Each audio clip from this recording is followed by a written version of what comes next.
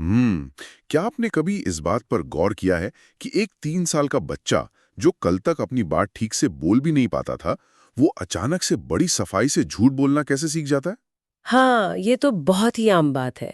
मतलब हर घर की कहानी है। राइट। या फिर ऐसा क्यों होता है कि खेल के मैदान में कुछ बच्चे बिना किसी डर के अजनबियों से बात करने लगते हैं, जबकि कुछ तुरंत अपनी माँ के पीछे छुप जाते हैं? बिल्कुल। हम अक्सर इन चीजों को बहुत नॉर्मल मानकर इग्नोर कर देते हैं, लेकिन अगर आप इसके पीछे के विज्ञान को देखें ना, तो ये किसी चमत्कार से कम नहीं है कि कैसे एक नवजात शिशु का दिमाग महज कुछ ही सालों में एक बेहद जटिल सोचने समझने वाले सिस्टम में बदल जाता है। आज की हमारी इस डीप डाइव का मिशन इसी रहस्य से पर्दा उठाना है। एग्जैक्टली और इस रहस्य को सुलझाने के लिए हमारे पास जो आज के सोर्स हैं वो सीधे बाल मनोविज्ञान और शिक्षा शास्त्र की जड़ों से आते हैं। मतलब चाइल्ड डेवलपमेंट और पेडागॉजी के नोट्स। हम उन रिसर्च का विश्लेषण कर रहे हैं जिन्हें आमतौर पर शिक्षक पात्रता परीक्षाओं जैसे सीटेट के लिए तैयार किया जाता है। सीटेट वाले नोट्स, तो आज थोड़ी पढ़ाई होने वाली है। हाँ, लेकिन हमारा मकसद यहाँ किसी परीक्षा के लिए रट्टा मारना बिल्कुल नहीं है। इन नोट्स में जीन पियाजे, लिव वाइवात्स्की, स्किनर और सिगमंड फ्रॉयड जैसे दिग्गजों के सिद्धांत शामिल हैं। हम इन सिद्धांतों के जरिए इंसानी दिमाग के सोर्स कोड को डिकोड करने की कोशिश कर रहे हैं। हम ये समझना चाहते हैं कि इंसान सीखता कैसे है, हमारी बुद्धिमत्ता कैसे काम करती है। यही बात इस चर्चा को इतना रोमांचक बनाती है। हम सिर्फ किताबी बातें नहीं करेंगे, बल्कि ये देखेंगे कि ये रोजमर्रा की जिंदगी में कैसे काम करते हैं। तो चलिए शुरुआत एकदम बेसिक से करते हैं। इंसान के विकास की कहानी उसके जन्म से भी पहले शुरू हो जाती है। जब हम किसी की आदतों या स्वभाव को देखते हैं, तो सबसे पहला सवाल यही आता है कि क्या ये इंसान अपने जीन की वजह से ऐसा है, या फिर उस माहौल की वजह से जहां वो बड़ा हुआ है। उम्हूं। इसे मनोविज्ञान की दुनिया में सबसे पुरानी बहस माना जाता है। नेचर बनाम नर्चर की बहस, यानी वंशानुक्रम और वातावरण। हमारे स्रोत इस पर बहुत स्पष्ट रुख अपनाते हैं। अच्छा, क्या रोक है उनका? मनोवैज्ञानिक वुडवर्थ का एक बहुत ही दिलचस्प विश्लेषण है। वो कहते हैं कि मानव विकास वंशानुक्रम और वातावरण का केवल जोड़ नहीं है, बल्कि यह इन दोनों का गुणनफल है, यानी मल्टीप्लिकेशन है। रुकिए, ये जोड़ और गुणनफल के बीच का फर्क समझना बहुत जरूरी है। अगर मैं कहूं कि मेरे जीन एक बीज की तरह हैं और मेरा वातावरण मिट्टी और पानी है, तो क्या इसका मतलब यह है कि अगर दोनों में से कोई भी एक चीज शून्य हो गई, तो परिणाम भी शून्य होगा? बिल्कुल सही पकड़ा आपने। यही गुणनफल का असली मतलब है। अगर आपके पास एक विश्व स्तरीय सेब का बीज है, मतलब बेहतरीन जेनेटिक्स, लेकिन आप उसे बंजर जमीन या रेगिस्तान में बो देते हैं जहां कोई पानी नहीं है, यानी वातावरण शून्य है, तो पेड़ कभी नहीं उगेगा। वो बीज ही रह जाएगा। एग्जैक्टली। दोनों का आपस में टकराना और इंटरैक्ट करना बहुत जरूरी है। लेकिन यार, एक सवाल है, हम्म क्या इन दोनों का प्रभाव हमेशा आधा आधा, यानी एकदम 50-50% होता है? क्योंकि मैंने देखा है कि कुछ लोगों में उनके माता पिता की झलक इतनी ज्यादा होती है कि लगता है माहौल का कोई खास असर ही नहीं पड़ा। ये बहुत ही जायज सवाल है और इसका जवाब है नहीं। ये कभी भी एकदम 50-50 का गेम नहीं होता। ये एक बहुत ही डायनामिक प्रक्रिया है। कभी जीन भारी पड़ते हैं तो कभी माहौल। इसे समझने के लिए स्रोतों में किशोरावस्था यानी टीनेज का बहुत ही सटीक उदाहरण दिया गया है। हाँ। टीनेज जहां सब कुछ बदल रहा होता है। हाँ, प्रसिद्ध मनोवैज्ञानिक स्टैनले हॉल ने किशोरावस्था को बड़े दबाव, तनाव, तूफान तथा संघर्ष की अवस्था कहा है।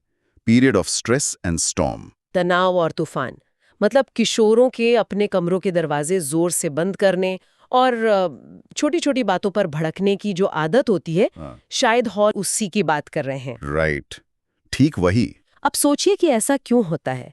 इस उम्र में शरीर के भीतर अचानक से भारी हार्मोनल बदलाव हो रहे होते हैं, जो पूरी तरह से जीव विज्ञान और आपकी जीन का हिस्सा है, मतलब नेचर।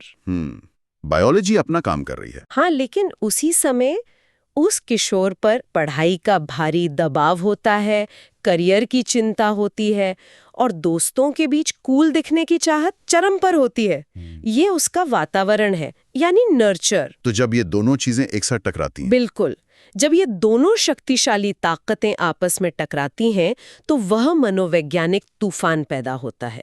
ये सिर्फ हार्मोन नहीं है और ये सिर्फ समाज नहीं है, ये दोनों का गुणनफल है। वाह, ये तो बहुत साफ हो गया कि हार्डवेयर यानी जीन और सॉफ्टवेयर यानी माहौल मिलकर हमारी नींव तैयार करते हैं।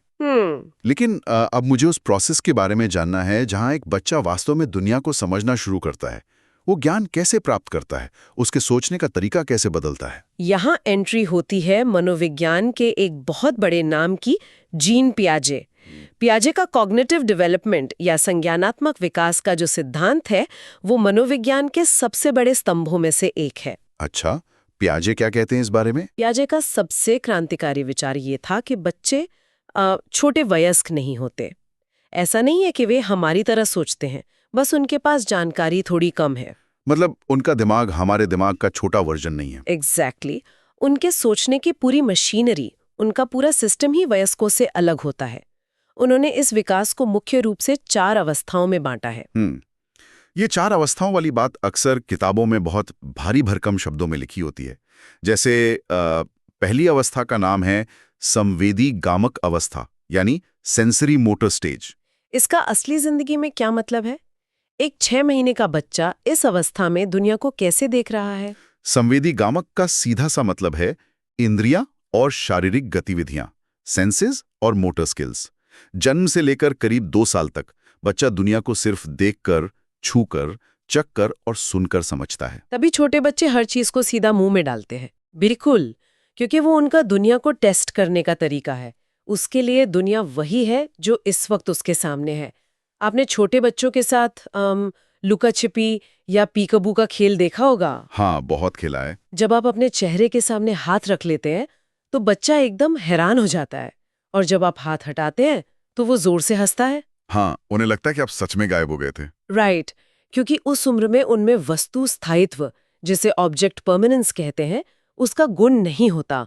उन्हें लगता है कि जो चीज आंखों के सामने नहीं है वो दुनिया से मिट चुकी है। अरे वाह, मतलब out of sight out of mind, literally. हाँ, लिटरली। लेकिन धीरे धीरे वे सीखते हैं। इसके बाद 2 से 7 साल की उम्र में पूर्व संक्रियात्मक अवस्था आती है, प्री ऑपरेशनल स्टेज। यहाँ वे भाषा सीखते हैं, प्रतीकों का इस्तेमाल करते हैं, लेकिन उनकी सोच बहुत आत्मकेंद्रित होती है। आत्मकेंद्रित मतलब ईगोसेंट्रिक। हाँ, ईगोसेंट्रिक। उन्हें लगता है कि दुनिया बिल्कुल वैसी ही है जैसा वे महसूस करते हैं। यानी अगर बच्चे को भूख लगी है तो उसे लगता है कि उसके गुड़िया को भी भूख लगी होगी, या अगर उसे कार्टून देखना पसंद है तो वो सोचेगा कि पापा को भी न्यूज़ की जगह कार्टून देखना चाहिए। बिल्कुल सटीक उदाहरण है ये।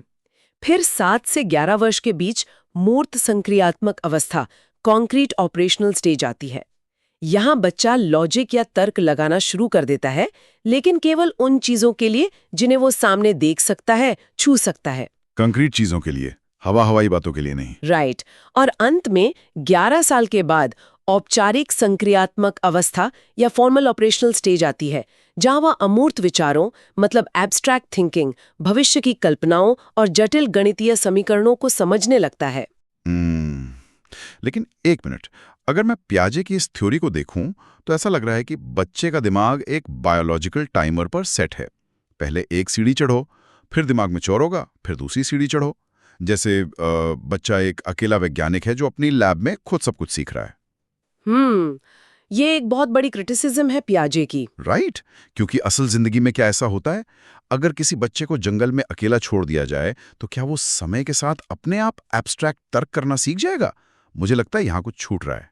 आपने एक बहुत ही महत्वपूर्ण कमी की ओर इशारा किया है, और इसी कमी को पूरा करता है लेव वाइगोत्स्की का सिद्धांत। इसे सामाजिक सांस्कृतिक सिद्धांत कहते हैं, सोशियो कल्चरल थ्योरी। अच्छा, तो वाइगोत्स्की का अप्रोच पियाजे से अलग था? बहुत अलग। जहां पियाजे बच्चे को एक अकेला खोजकर्ता मानते थे, वहीं वाइगोत्स्की का कहना था कि सीखना पूरी तरह से एक सामाजिक प्रक्रिया है। वाइगोत्स्की के अनुसार ज्ञान बच्चे के अंदर से बाहर नहीं आता, बल्कि बाहर से समाज और संस्कृति के माध्यम से अंदर जाता है। तो पियाजे की अकेले सीढ़ी चढ़ने वाली बात पर वाइगोत्स्की कहेंगे कि आपको ऊपर खींचने के लिए किसी दोस्त या किसी बड़े की जरूरत है। एग्जैक्टली। और इसे समझाने के लिए वाइगॉत्स्की ने एक बहुत ही शानदार कॉन्सेप्ट दिया जिसे समीपस्थ विकास का क्षेत्र कहते हैं, जोन ऑफ प्रॉक्सिमल डेवलपमेंट या ZPD। ये ZPD क्या होता है? इसे ऐसे समझिए, एक दायरा वो है जो बच्चा खुद बिना किसी मदद के कर सकता है, एक दायरा वो है जो बच्चा लाख कोशिश के बाद भी नहीं कर सकता। इन दोनों के बीच का जो क्षेत्र है वही ZPD है।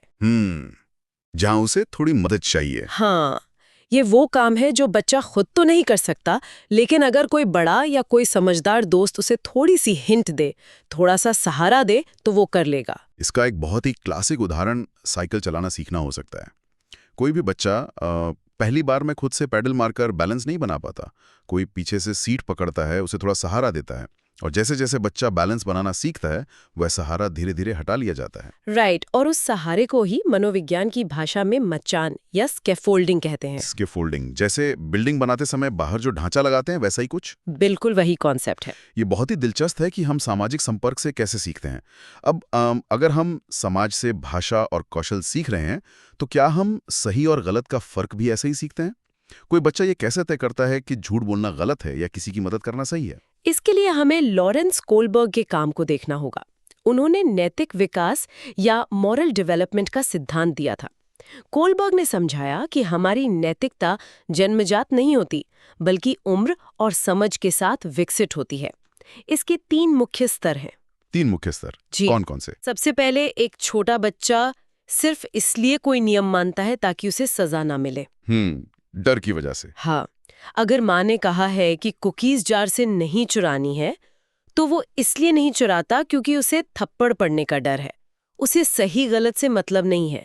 ये पूर्व परंपरागत या प्री कन्वेंशनल स्तर है। मतलब इस लेवल पे नैतिकता सिर्फ और सिर्फ डर पर टिकी है। एग्जैक्टली। फिर वो दूसरे स्तर पर आता है जिसे परंपरागत या कन्वेंशनल स्तर कहते हैं। यहाँ वो समाज के नियमों को ज्यों का त्यों स्वीकार कर लेता है क्योंकि उसे अच्छा लड़का या अच्छी लड़की बनना है। मतलब उसे समाज में अपनी इमेज की परवाह होने लगती है, लोग क्या कहेंगे वाला फेज। राइट। वो सोचता है कि अगर मैं नियम तोड़ूंगा तो समाज मुझे बुरा मानेगा। और फिर सबसे उच्चतम स्तर आता है जिसे उत्तर परंपरागत या पोस्ट कन्वेंशनल स्तर कहते हैं। यहाँ क्या होता है? यहाँ व्यक्ति अपने खुद के सार्वभौमिक नैतिक सिद्धांतों के आधार पर निर्णय लेता है, यूनिवर्सल एथिक्स। अगर उसे लगता है कि कोई नियम इंसानियत के खिलाफ है तो वो उसे तोड़ने से भी नहीं हिचकिचाएगा, भले ही समाज उसके खिलाफ हो जाए। वाह! इसका मतलब है कि एक छोटा बच्चा जो सजा के डर से नियम मान रहा है और एक वयस्क जो किसी अन्याय के खिलाफ आवाज उठा रहा है, दोनों की नैतिकता की जड़ें पूरी तरह से अलग हैं। ये विकास का एक बहुत लंबा सफर है। बिल्कुल, बहुत गहरा सफर है। अब जब हमने सोच और नैतिकता के विकास के इन चरणों को समझ लिया है तो एक बहुत ही स्वाभाविक सवाल जहन में आता है। अगर सभी बच्चे लगभग इन्हीं स्टेजेस से गुजरते हैं तो ऐसा क्यों होता है कि कुछ बच्चे चीजों को बहुत जल्दी समझ लेते हैं और कुछ को बहुत समय लगता है? विज्ञान हमारी बुद्धिमत्ता या इंटेलिजेंस को कैसे मापता है? बुद्धिमत्ता को मापने का जो सबसे पुराना और सबसे चर्चित तरीका है वह है बुद्धि लब्धि यानी IQ। हमारे स्रोतों में टर्मन द्वारा दिए गए IQ का गणितीय फॉर्मूला मौजूद है। IQ का फॉर्मूला वो क्या है? ये फॉर्मूला है मानसिक आयु यानी मेंटल एज को वास्तविक आयु यानी क्रोनोलॉजिकल एज से भाग देना और फिर उसे 100 से गुणा करना। इससे थोड़ा सिंपल करते हैं। मान लीजिए एक बच्चा 10 साल का है, ये उसकी वास्तविक आयु है, लेकिन वो उन सवालों को आसानी से हल कर सकता है जो आमतौर पर 12 साल के बच्चे हल करते हैं, तो उसकी मानसिक आयु 12 हो गई। अब फॉर्मूले के हिसाब से 12 को 10 से भाग दिया तो 1.2 आया और 100 से गुणा किया यानी उसका IQ 120 है। एग्जैक्टली। गणित तो बहुत सीधा है इसका। गणित सीधा है, लेकिन मुझे यहाँ एक बहुत बड़ी खामी नजर आ रही है। क्या खामी? अगर बुद्धिमत्ता को केवल एक गणितीय टेस्ट में बांध दिया जाए जिसमें मुख्य रूप से लॉजिक, मैथ और भाषा के सवाल हों, तो क्या हम इंसान के एक बहुत बड़े हिस्से को नजरअंदाज नहीं कर रहे हैं? मतलब अगर कोई बच्चा पेंटिंग में जीनियस है या कोई खेल में अद्भुत है, तो क्या वो इस फॉर्मूले के हिसाब से कम बुद्धिमान मान लिया जाएगा? आपने बिल्कुल सही जगह चोट की है। IQ टेस्ट की सबसे बड़ी आलोचना यही रही है कि ये बुद्धिमत्ता के बहुत ही संकीर्ण, बहुत ही नैरो दायरे को मापता है। और इसी बड़ी समस्या का समाधान हार्वर्ड गार्डनर ने दिया। गार्डनर ने क्या कहा? उन्होंने अपना बहुबुद्धि सिद्धांत यानी थ्योरी ऑफ मल्टीपल इंटेलिजेंसेस दिया। गार्डनर ने कहा कि बुद्धिमत्ता कोई एक सिंगल चीज या इकाई नहीं है जिसे एक टेस्ट से मापा जा सके। इंसान के अंदर कई अलग अलग तरह की बुद्धिमत्ताएं होती हैं जो स्वतंत्र रूप से काम करती हैं। तो उनके हिसाब से बुद्धिमत्ता के प्रकार क्या-क्या हो सकते हैं? उन्होंने कई प्रकार बताए हैं, जैसे एक गणितज्ञ या साइंटिस्ट में तार्किक गणितीय बुद्धि होती है, लेकिन एक एथलीट या डांसर में शारीरिक गतिक बुद्धि यानी बॉडली किनेस्थेटिक इंटेलिजेंस चरम पर होती है। मतलब सचिन तेंदुलकर का आईक्यू शायद मैथ्स में कम हो, लेकिन उनकी बॉडली किनेस्थेटिक इंटेलिजेंस आसमान पर है। एग्जैक्टली। इसी तरह ए.आर. रहमान जैसे संगीतकार में संगीतात्मक बुद्धि होती है। और एक बहुत ही महत्वपूर्ण प्रकार है अंतर्वैयक्तिक बुद्धि, इंटरपर्सनल इंटेलिजेंस। इंटरपर्सनल इंटेलिजेंस ये क्या होती है? ये वो क्षमता है जिससे आप दूसरों की भावनाओं, उनके इरादों और उनके मूड को समझ पाते हैं। एक सफल राजनेता, एक अच्छे काउंसलर या एक बेहतरीन सेल्समैन में ये बुद्धि बहुत अधिक होती है। ये नजरिया बहुत ही सशक्त है, मतलब एम्पावरिंग है। इसका मतलब है कि हम किसी की क्षमता का आकलन सिर्फ एक पैमाने से नहीं कर सकते। हर इंसान में कोई ना कोई इंटेलिजेंस होती ही है। बिल्कुल सही। और जब हम इंसानी डाइवर्सिटी की बात कर ही रहे हैं, तो बुद्धिमत्ता के साथ साथ व्यक्तित्व यानी पर्सनालिटी का भी जिक्र आना चाहिए।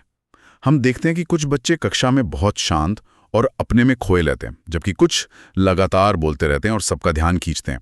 व्यक्तित्व के इन रहस्यों को हमारे स्रोत कैसे समझाते हैं? व्यक्तित्व के मामले में स्रोत हमें मनोविज्ञान के दो सबसे बड़े नामों की ओर ले जाते हैं, सिगमंड फ्रॉयड और कार्ल जुंग। फ्रॉयड, इनका नाम तो बहुत सुना है। हाँ, फ्रॉयड का मॉडल बहुत ही दिलचस्प है। उन्होंने कहा कि हमारा व्यक्तित्व 3 हिस्सों में बटा हुआ है जो लगातार आपस में लड़ते और टकराते रहते हैं। ये 3 हिस्से हैं इदम, अहम और परा अहम। इंग्लिश में कहें तो एड, ईगो और सुपर ईगो। ये थोड़ा टेक्निकल लग रहा है। इसे किसी रोजमर्रा के उदाहरण से समझाइए ना। मान लीजिए एक छात्र को कल सुबह एक बहुत जरूरी परीक्षा देनी है, लेकिन आज रात उसका पसंदीदा टीवी शो भी आ रहा है। अब फ्रॉयड के ये 3 हिस्से उसके दिमाग में कैसे काम करेंगे? ये बहुत बढ़िया उदाहरण है।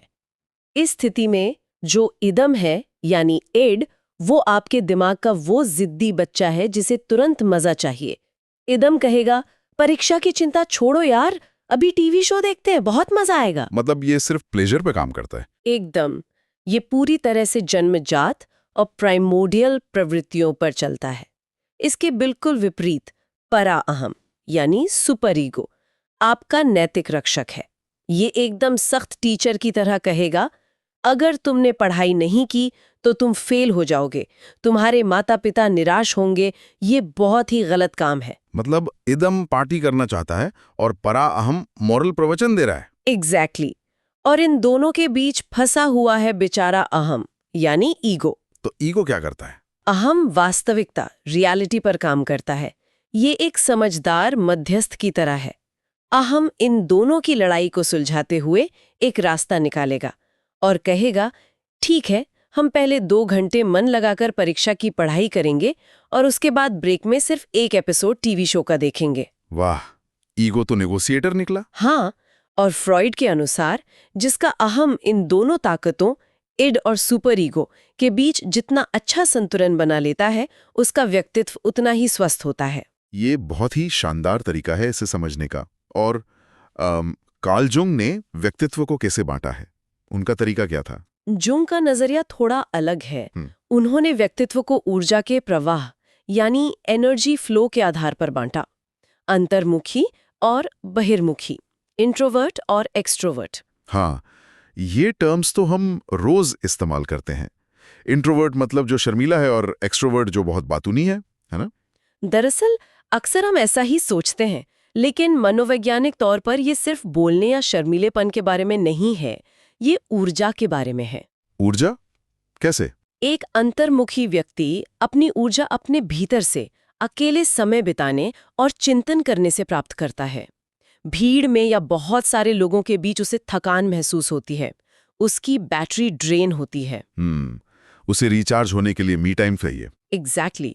जबकि एक बहिर्मुखी व्यक्ति बाहरी दुनिया और लोगों से ऊर्जा लेता है, अकेले रहने पर वह खुद को खाली या बोर महसूस करता है।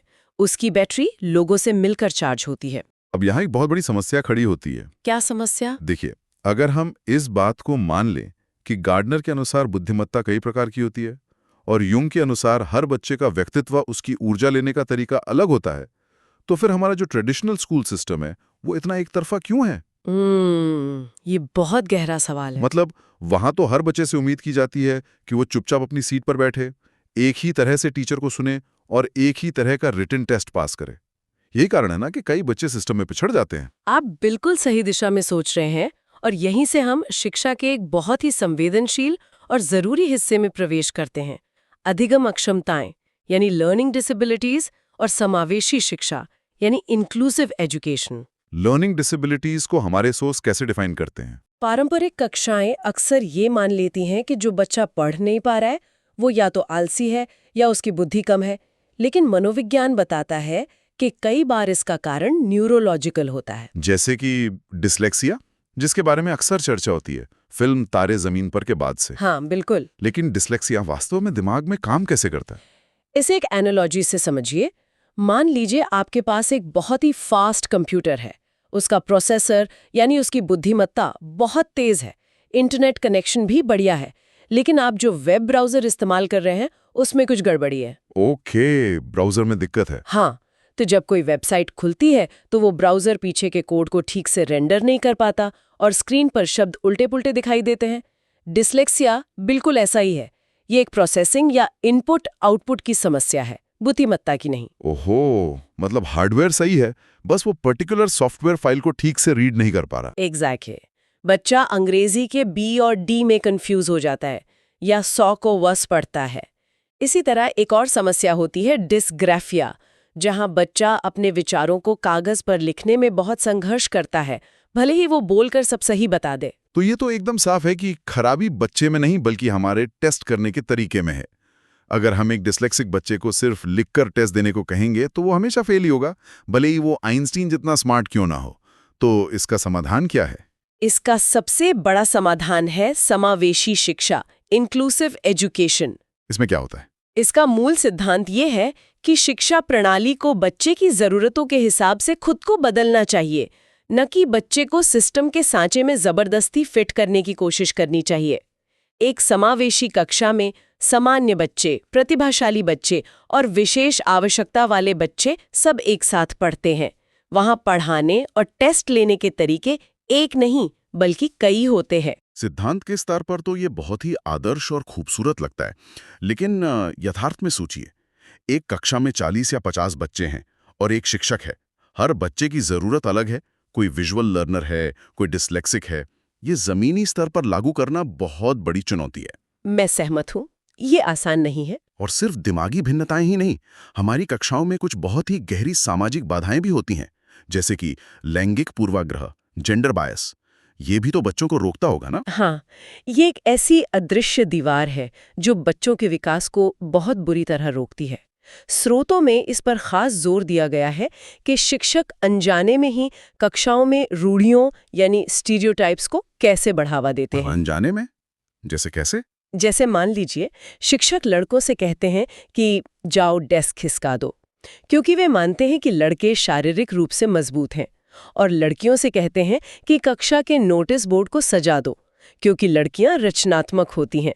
अरे हाँ, ये रहे तो बहुत ही कॉमन है ना? या फिर जब गणित का कोई मुश्किल सवाल आता है तो शिक्षक अनजाने में लड़कों की तरफ देखने लगते हैं, जैसे कि लड़कियां तो गणित समझ ही नहीं पाएंगी। इस जेंडर बायस को तोड़ना एक शिक्षक की सबसे बड़ी जिम्मेदारी है। बिल्कुल। उन्हें समझना होगा कि टैलेंट या कौशल का जेंडर से कोई लेना देना नहीं है। एग्जैक्टली। अब तक की हमारी बातचीत से ये तो स्पष्ट हो गया कि हम कैसे सीखते हैं, हमारी बुद्धिमत्ता के प्रकार क्या हैं और सिस्टम में क्या क्या बाधाएं हैं।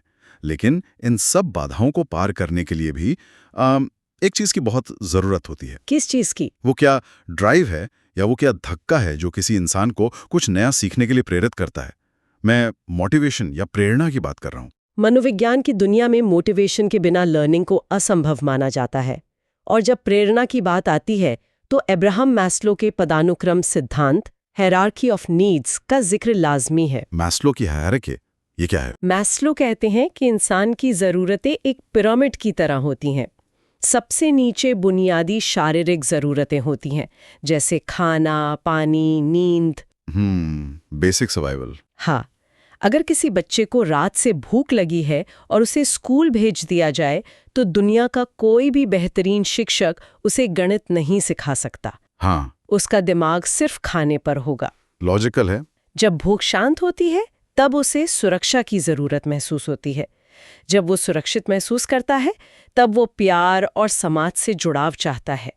और जब ये सब पूरा होता है, तब वो पिरामिड की चोटी पर पहुंचता है, जिसे आत्मसिद्धि या सेल्फ एक्चुअलाइजेशन कहते हैं। आत्मसिद्धि मतलब अपनी पूरी क्षमता को हासिल करने की इच्छा। एग्जैक्टली। ये तो जरूरतों का पिरामिड हो गया, लेकिन रोजमर्रा की पढ़ाई में बच्चे प्रेरित कैसे होते हैं? स्कूलों में हम अक्सर देखते हैं कि अगर बच्चा अच्छे नंबर लाता है तो उसे मेडल मिलता है, साइकिल मिलती है। अगर वो होमवर्क नहीं करता तो उसे सजा मिलती है या डांट पड़ती है।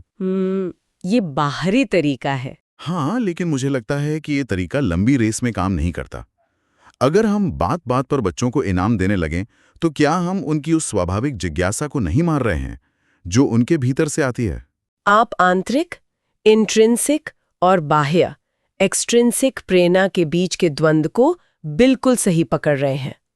व्यवहारवादी मनोवैज्ञानिक जैसे B.F. स्किनर ये मानते थे कि आप पुरस्कार और दंड के जरिए किसी के भी व्यवहार को बदल सकते हैं। इसे ऑपरेंट कंडीशनिंग कहा जाता है। ऑपरेंट कंडीशनिंग, इसे मैं एक एनालॉजी से समझने की कोशिश करता हूं, जैसे न्यू ईयर रेजोल्यूशन में जिम जाना। हाँ, बताइए।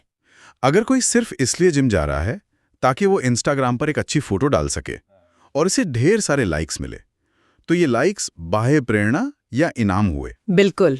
तो फरवरी आते आते वो जिम जाना छोड़ देगा, क्योंकि मोटिवेशन बाहरी था। लेकिन अगर कोई इसलिए जिम जा रहा है क्योंकि वर्कआउट करने से उसे खुद अंदर से मजबूत और अच्छा महसूस होता है, ये आंतरिक प्रेरणा है, तो वो सालों तक जिम जाएगा। क्या बेहतरीन एनालॉजी है। शिक्षा में भी बिल्कुल यही होता है। अगर बच्चा सिर्फ इसलिए पढ़ रहा है ताकि उसे साइकिल मिले या टीचर की डांट न पड़े, तो वो सिर्फ परीक्षा पास करने तक ही उस ज्ञान को याद रखेगा। परीक्षा खत्म, ज्ञान खत्म। एग्जैक्टली। बाह्य प्रेरणा एक सीमा के बाद काम करना बंद कर देती है। असली लर्निंग तब होती है जब बच्चे में आंतरिक प्रेरणा जगती है, जब उसे उस विषय को जानने में मजा आने लगता है। और शायद यही कारण है कि हम रटी हुई चीजें बहुत जल्दी भूल जाते हैं, क्योंकि उनमें हमारा कोई इंट्रिंसिक इंटरेस्ट नहीं होता। बिल्कुल। स्मृति और भूलने के विज्ञान, मेमोरी एंड फॉरगेटिंग पर हरमन एबिंगहास का काम स्रोतों में प्रमुखता से दिया गया है। एबिंगहास ने क्या खोजा? उनकी फॉरगेटिंग कर्व दिखाती है कि बिना समझे सिर्फ रटी गई जानकारी दिमाग से कुछ ही दिनों में पूरी तरह गायब हो जाती है। ग्राफ एकदम से नीचे गिरता है। इसीलिए रटने के बजाय अर्थपूर्ण शिक्षा, मीनिंगफुल लर्निंग पर जोर दिया जाता है। तो ये मीनिंगफुल लर्निंग होती कैसे है? जब नई जानकारी आपके किसी पुराने अनुभव से या आपके वास्तविक जीवन से जुड़ जाती है, तो वो दिमाग के उस हिस्से में स्टोर हो जाती है जिसे हम लॉन्ग टर्म मेमोरी कहते हैं। वो आपके जीवन का हिस्सा बन जाती है।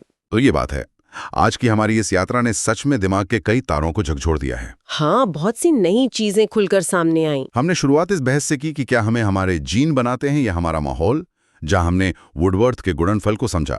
फिर हमने पियाजे के जरिए देखा कि बच्चे का दिमाग कैसे अलग अलग अवस्थाओं में दुनिया को समझता है। और वाइगोत्स्की ने हमें बताया कि समाज और दोस्त कैसे हमारे लिए मचान या स्कैफोल्डिंग का काम करते हैं। राइट। इसके बाद हमने कोहलबर्ग के नैतिक विकास को परखा।